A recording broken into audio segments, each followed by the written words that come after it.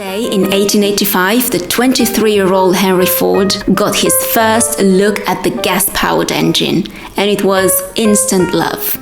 So everyone in the industry wrote Henry Ford off. He had blown his 2 chances, and nobody was ever given a third, not with the amount of money at stake. He told everyone that these were all invaluable lessons to him.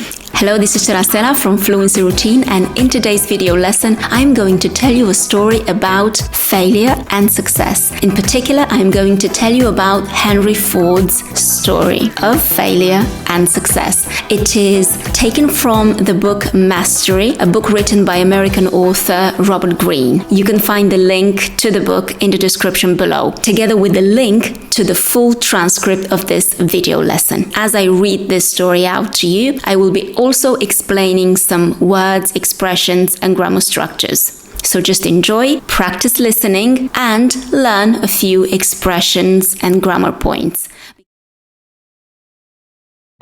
One day in 1885, the 23-year-old Henry Ford got his first look at the gas-powered engine, and it was instant love. Working night shifts at the Edison Illuminating Company as an engineer, during the day he would tinker, he would slightly modify something in order to either fix it or improve it. So during the day he would tinker with the new internal combustion engine he was developing. By 1896, working with friends who helped him build a carriage, he completed his first prototype, which he called the quadricycle. It was a ruthlessly, tremendous, brutal, competitive environment. It was a ruthlessly competitive environment in which new companies died by the day. Ford's quadricycle looked nice and ran well, but it was too small and incomplete for large-scale production.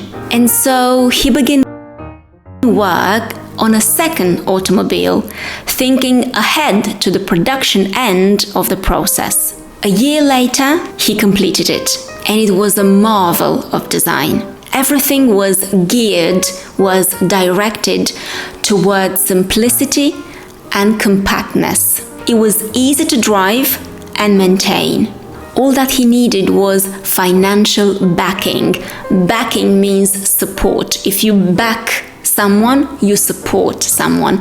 So all that he needed was financial backing and sufficient capital to mass produce it. To manufacture automobiles in the late 1890s was a daunting venture.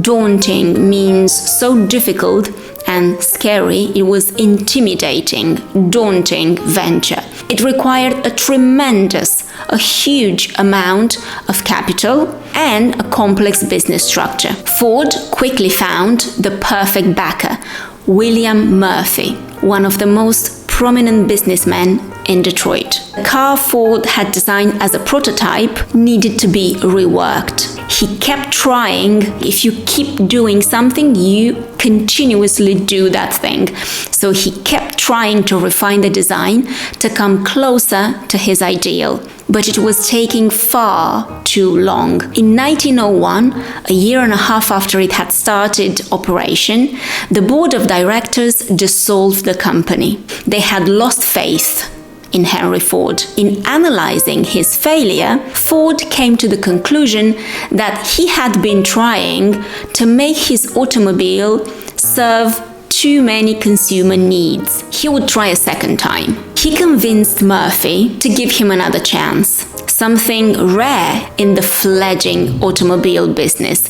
Fledgling means immature. When birds fledge, they grow feathers and they learn how to fly. So they are at the beginning. So fledgling means immature. So he convinced Murphy to give him another chance, something rare in the fledgling automobile business. Still believing in Ford's genius, he agreed, and together they formed the Henry Ford Company. Right from the start, however, Ford felt the pressure from Murphy to get the automobile ready for production so as to avoid the problems he'd had with the first company. Ford resented the interference from people who knew nothing about design or the high standards he was trying to establish for the industry. Murphy and his men brought in an outsider to supervise, to check on people, to supervise the process. This was the breaking point. Less than a year after its establishment, Ford left the company. The break with Murphy this time was final. In the car business, everyone wrote Henry Ford off. If you write something off or you write someone off, you do not consider them anymore. So everyone in the industry wrote Henry Ford off. He had blown his 2 chances. If you blow something, you ruin something, you fail. So he had blown his 2 chances, and nobody was ever given a third.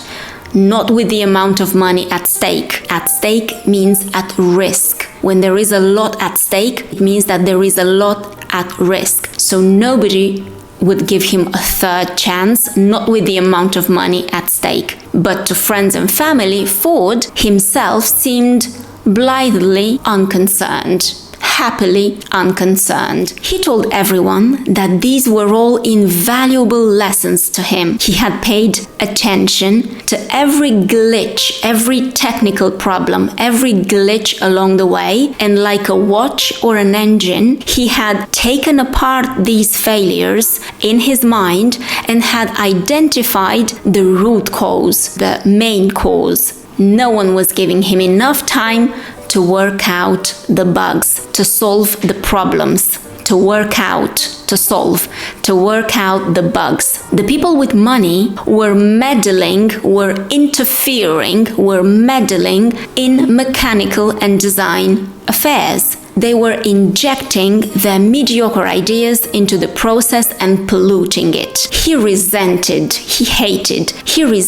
the idea that having money gave them certain rights, when all that mattered was a perfect design. The answer was to find a way to maintain complete independence from the financiers. Several months into the search, he found an ideal partner, Alexander Malcolmson, an emigre from Scotland who had made his fortune in the coal business. He agreed to finance this latest venture and to not meddle, not interfere, not meddle in the manufacturing process. Ford worked at creating a new kind of assembly plant that would give him more control over the car he wanted to design. Would be the lightest car ever made, simple and durable. It was the culmination of all his tinkering, all his modifications and improvements. It was the culmination of all of his tinkering and designing. It would be assembled along a line that would ensure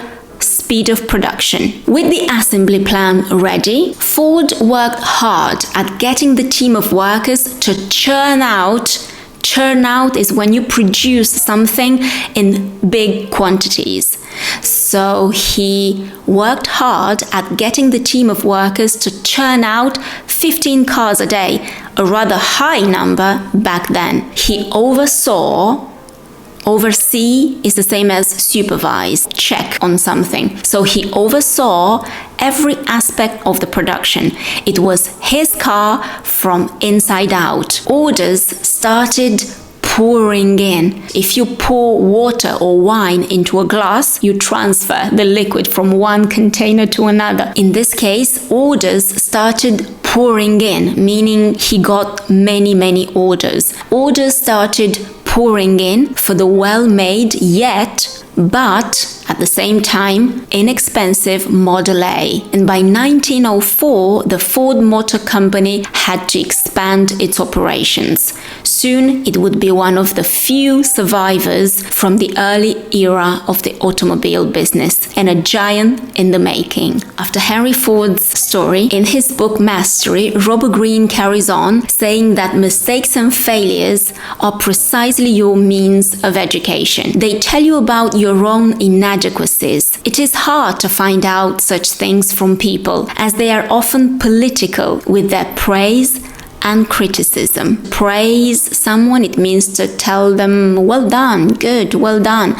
So people are often political with their praise and criticism. Your failures also permit you to see the flaws, the defects, the flaws of your ideas, which are only revealed in the execution of them. Think of it this way. There are two kinds of failure. The first comes from never trying out your ideas because you are afraid, or because you're waiting for the perfect time. This kind of failure you can never learn from, and such timidity will destroy you. The second kind comes from a bold, very courageous, bold and venturesome spirit. If you fail in this way, the hit that you take to your reputation is greatly outweighed,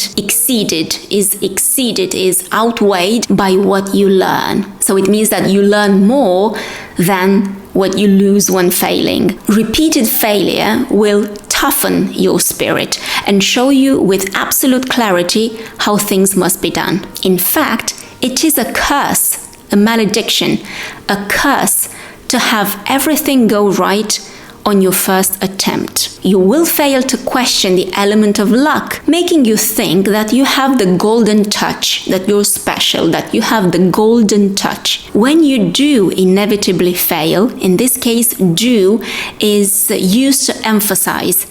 When you do inevitably fail, it will confuse and demoralize you past the point of learning, over the point of learning. In any case, to apprentice as an entrepreneur, you must act on your ideas as early as possible, exposing them to the public. A part of you even hoping that you'll fail. You have everything to gain. Well, that was it for today. I hope you enjoyed it and you found it useful. I would be curious to know what's the message that you take away from this week's story. Let me know in the comments what you think. Thank you for watching, and I'll see you next week with the next story.